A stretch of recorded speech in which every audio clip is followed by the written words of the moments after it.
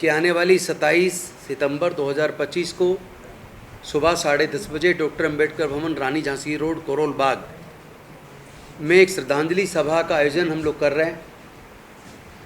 उस आयोजन के तहत न केवल सत्यपाल मलिक जी को हम श्रद्धांजलि अर्पित करेंगे, जिनका अपमान भारत की सरकार ने किया, बल्कि इसके साथ साथ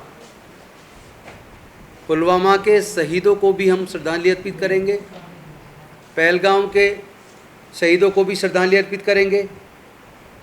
2 अप्रैल 2018 को एट्रोसिटी एक्ट के डाइल्यूशन के खिलाफ आंदोलन में शहीद हुए शहीदों के लिए भी हम श्रद्धांजलि अर्पित करेंगे। संसद पे हमले के दौरान सुरक्षा गार्डों की जो हत्या हुई, उनको भी हम श्रद्धांजलि अर्पित करेंगे। किसान आंदोलन के दौरान जो 700 से ज़्यादा किसान शहीद हुए, हम उनको भी श्रद्धांजलि अर्पित करेंगे। और संविधान की रक्षा के लिए समय समय पर किए गए आंदोलनों के दौरान सत्ता के द्वारा लाठीचार्ज में और गोली चलाने के दौरान भी जो लोग शहीद हुए, उनको भी हम श्रद्धांजलि अर्पित करेंगे।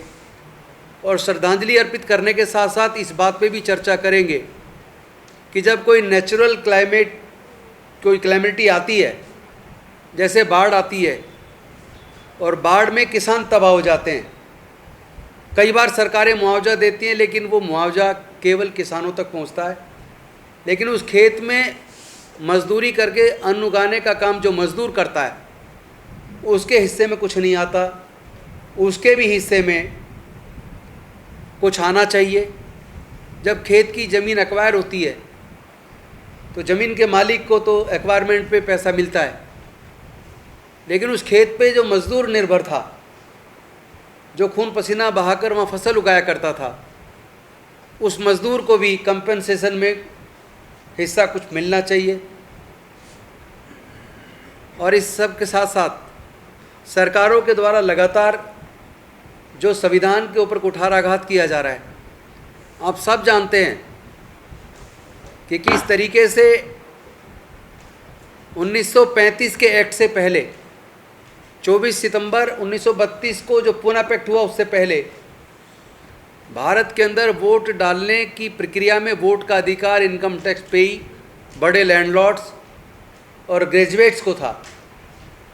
लेकिन देश के गरीबों को, मजदूरों को, किसानों को, दलितों को, वंचितों को, पिछड़ों को, आदिवासियों को, महिलाओं को, तमाम वर्गों को संविधान के तहत 1935 के एक्ट के तहत वोट डालने का अधिकार, 1 मैन 1 वोट 1 वोट 1 वैल्यू, ये जो सुनिश्चित कराया डॉक्टर बाबा साहेब अम्बेडकर जी ने, आज वो पूरी तरह डाइल्यूट हो रहा है। एक तरफ ईवीएम के द्वारा वोट की चोरी और दूसरी तरफ इलेक्शन कमीशन व शासन के द्वारा मिली भगत से, सत्ताधारी पार्टी की मिली भगत से लोगों की न केवल वोट की चोरी हो रही है, बल्कि पूरे के पूरे चुनाव चोरी किए जा रहे हैं।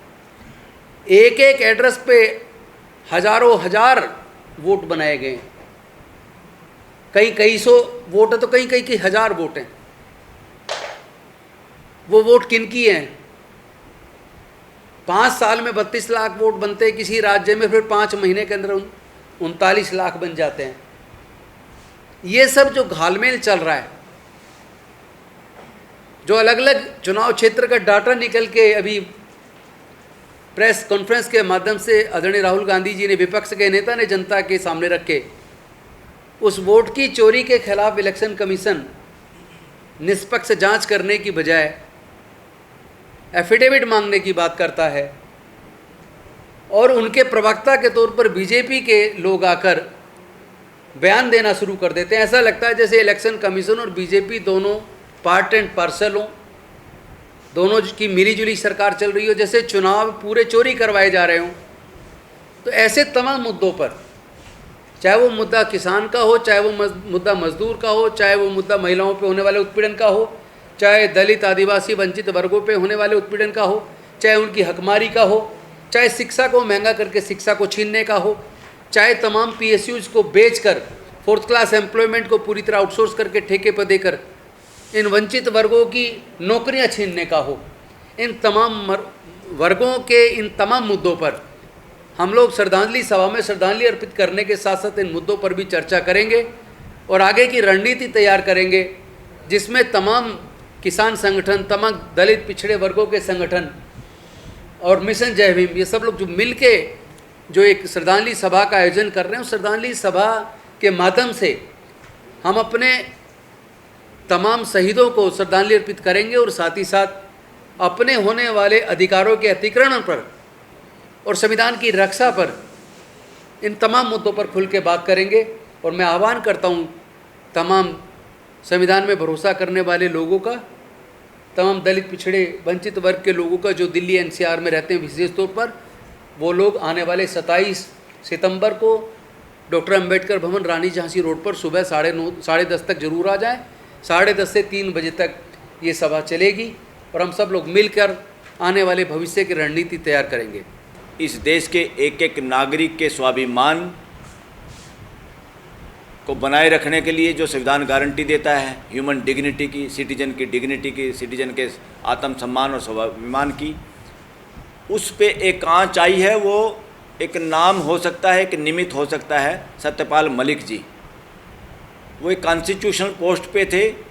जिस तरह से उनके साथ अन्याय हुआ, इस पूरे देश ने फील किया कि देश में संविधान की मानवीय व्यवस्था है या देश में अभी शासन चल रहा है 1947 से पहले की तरह, राजशाही और तानाशाही की तरह से। क्योंकि व्यवस्था के अंदर भेदभाव नहीं होता, तानाशाही और राजशाही में भेदभाव होता है। अपनी मर्जी चलती है, मैं राजा मेरी मर्जी, मैं तानाशाह मेरी मर्जी। जिसको चाहे सम्मान दें, जिसको चाहे अपमान दें। ये लोकतंत्र में नहीं चल सकता। लोकतंत्र में इसको चलाने की जो कोशिश करेगा उसको मुँह की खानी पड़ती है। तो उस सम्मान को जोड़ा हर नागरिक ने देश के, कि जैसे ये अपमान पूरे देश का अपमान हुआ है और देश का सम्मान बरकरार रखने के लिए जिनकी जिम्मेदारी थी, इसमें उन्हीं लोगों का रोल, उन्हीं लोगों ने अपराध ये किया है। ये देश की जनता ऐसा मानती है, ऐसा समझती है और हम भी ऐसा मानते हैं। उस सम्मान की लड़ाई के लिए, उस आत्म स्वाभिमान के लिए सत्यपाल मलिक जी को श्रद्धांजलि देंगे सारे ऑर्गेनाइजेशन मिलके। देश की असली पार्लियामेंट, देश की जनता। पार्लियामेंट ने फॉर्मेलिटी की, जब उनको पता चल गया पूरा देश नाराज़ है, फॉर्मेलिटी की उन्होंने। उस फॉर्मेलिटी की भाषा को भी अगर देखेंगे, आज तक जितने लोगों को पार्लियामेंट में श्रद्धांजलि दी गई, उसके वक्तव्य को और सत्यपाल मलिक जी को जो श्रद्धांजलि दी गई, उस वक्तव्य को अगर अखबारों में छाप दिया जाए तो पता चलेगा उसमें भी भेदभाव किया। तो साथियों, ये स्वाभिमान सभा पूरे देश के हर उस नागरिक की जिसके स्वाभिमान पे चोट आई, उन सब को श्रद्धांजलि देने का हमने ऐतिहासिक निर्णय लिया सब इस मंच ने। उसमें 750 के करीब जो किसान शहीद हुए, जिनकी कोई सुध नहीं ली पार्लियामेंट ने, कभी 1 मिनट का मौन धारण भी नहीं किया। इस देश की असली पार्लियामेंट, देश की जनता उन लोगों को श्रद्धांजलि देगी 27 तारीख को।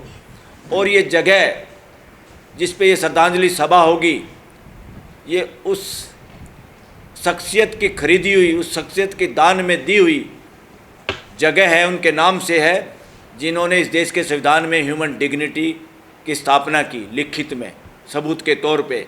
उसी को बचाने के लिए हम सब इकट्ठा होंगे। उसमें उन बहन बेटियों को भी श्रद्धांजलि दी जाएगी जो रेप की विक्टिम हुई इस देश में, चाहे वो किसी भी समाज से थी। उनका सम्मान, उनके परिवारों का सम्मान, पूरी मानवीयता का अपमान हुआ।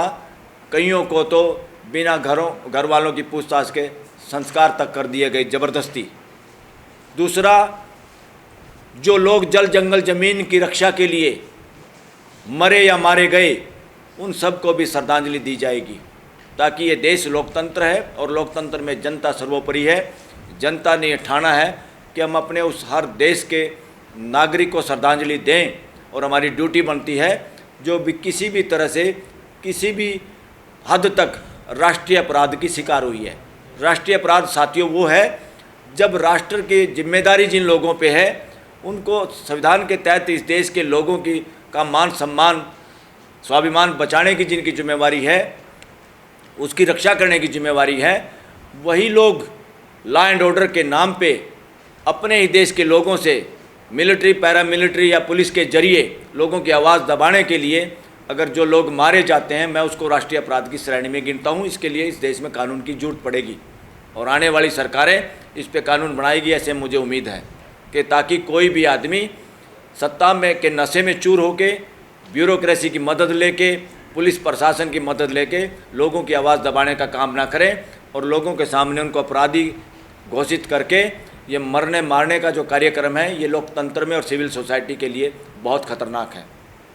और साथियों, बाढ़ के दौरान भी लोग मारे गए, मणिपुर में भी लोग मारे गए और देश के SC/ST एक्ट को जब आमूल चूल परिवर्तन जुडिशरी ने एक अपराध किया था, इंटरप्रिटेशन में जो अपराध बहुत बार जुडिशरी करती है इस देश में, तो देश के मालिकों ने खड़े होकर सड़कों पे जब उसका विरोध किया, जब अपनी खुद की अदालत लगाई, तब वो कानून दोबारा रिइंस्टेट हुआ, जिसको अभी भी डाइल्यूट करने की कोशिश है। उस वक़्त भी हमारे बहन भाई इस देश के नागरिक मारे गए, उनको भी श्रद्धांजलि दी जाएगी। समाज का कोई भी तबका, इस देश में एक इंसान की जान का मतलब है पूरे देश की जान, एक इंसान की जान, एक हमारे नागरिक की जान, एक हमारे भाई बहन की जान, जिसकी भी अपराध के बहाने, लॉ एंड ऑर्डर के बहाने, डेमोक्रेटिक प्रदर्शन करने के दौरान या किसी को आतंकवादी, नक्सलवादी, देशद्रोही, पाकिस्तानी, पता नहीं क्या क्या कह के मिसयूज जब किया जाता देश की फोर्सेस का, गलत तरीके से, लीगल तरीके से, कॉन्स्टिट्यूशन की चादर ओढ़ के, ऐसा अपराध है राष्ट्रीय अपराध और ऐसे अपराधियों का नाम है राष्ट्रीय अपराधी। इस देश में कानून की जरूरत पड़ेगी क्योंकि बहुत हो चुका, सिर पानी से ऊपर उठ गया। अब ये श्रद्धांजलि सभा है और इस श्रद्धांजलि सभा में हम देश के हर नागरिक को और आसपास दिल्ली के पास जो भी लोग हैं, सभी समाजों के लोग बढ़ चढ़ के हिस्सा लें। इवन माइनॉरिटी समाज के साथ भी कई अपमानजनक घटनाएं हुई और वो लोग भी मारे गए, उन सबको भी श्रद्धांजलि दी जाएगी। इसलिए पूरे समाज से, देश के असली मालिकों से निवेदन है, इस कार्यक्रम में सब अपनी भागीदारी करें, ज़्यादा से ज़्यादा संख्या में पहुँचें और पहुंचकर पूरी ज़िंदगी गौरवान्वित फील करें कि हम ऐसे मौके पे एक ऐसी नई पहल के अंदर, एक ऐसी डेमोक्रेटिक सिद्धांतों के अनुसार श्रद्धांजलि में शामिल हुए थे जो पहली बार देश में हो रही है।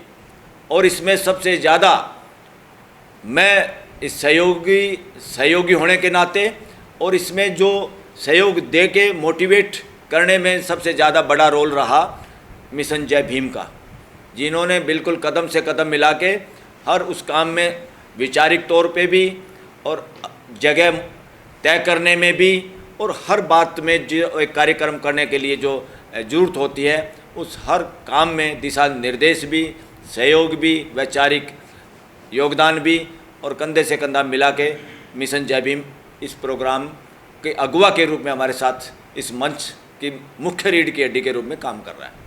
तो साथियों, देश के लोगों से, दिल्ली में ख़ासतौर पर रहने वाले लोगों से, दिल्ली NCR में रहने वाले लोगों से, और इसके ज़रिए हम मैसेज ये भी देना चाहते हैं कि देश में किसानों को श्रद्धांजलि देने का ये पहला प्रोग्राम देश में हो रहा है। ये प्रोग्राम बहुत दिन पहले हो जाना चाहिए था। इस प्रोग्राम के अंदर कुछ मुख्य मांग, कुछ मुख्य बातें बाद में प्रोग्राम वाले दिन रखी जाएंगी जो देश के अभिमान को बरकरार रखने के लिए बहुत ज़रूरी है। उन बातों पे पूरी टीम डिस्कस करके तय करेंगी और उस दिन सबको बताया जाएगा।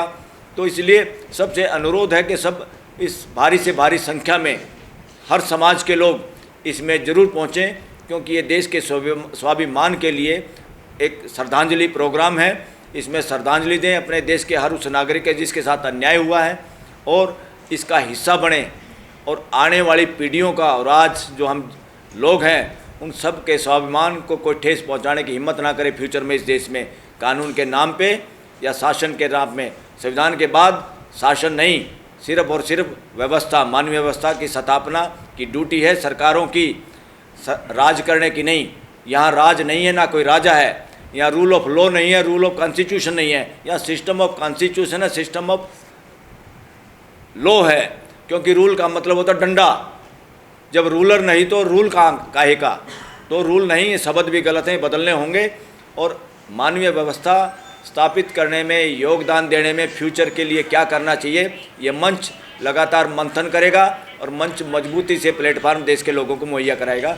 Thank you very much. सब लोग इसमें हिस्सा लें, सब लोग प्रचार प्रसार खुद करें और अपने खर्चे से अपने तौर तरीके से इसमें भारी संख्या में पहुंचने की कृपा करें। धन्यवाद।